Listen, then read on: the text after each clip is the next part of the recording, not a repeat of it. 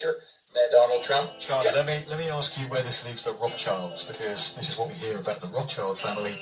They are said to be in control of the central banks in every country around the world. So where are they left in all this?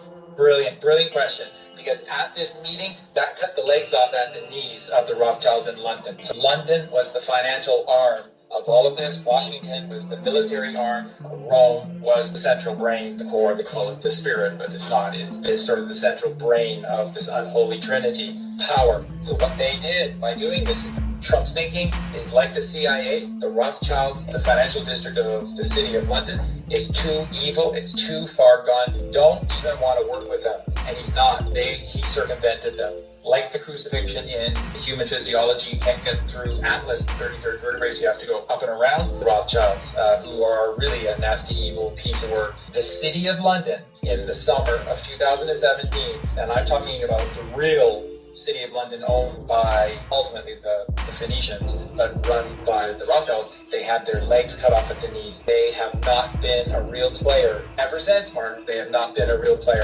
All of their power was cut off, and they have been forced to do some really humbling things for the last 18 months in particular by POTUS. You want to know about the Rothschilds? They're just still looking for their legs from the knees down. Step number 3, and so now you see the 3 main arms, or the 3 main geometrical pillars of the pyramid, this evil, unholy pyramid, have now all been controlled.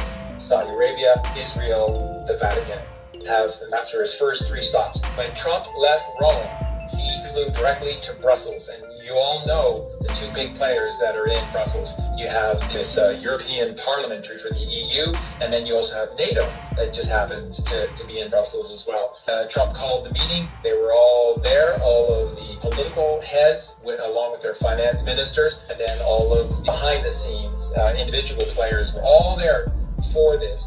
Trump apparently very famously pulled everyone together for this meeting, and then he purposely came late, and he made them just sweat it out. He made these pieces of dung in Brussels sweat it out because they didn't know quite what to think of what was coming. So Trump makes the wait, he walks in late, he throws this big folder on the table, and he said, "We have it all.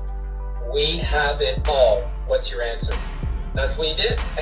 He played just incredible hardball, the EU and NATO.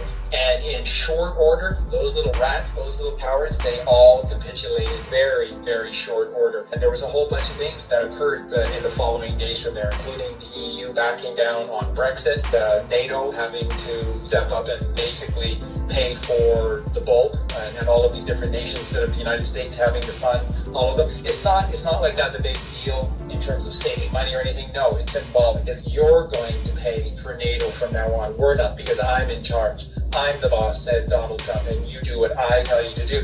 Photo op came for this famous meeting in Brussels. Trump again came late.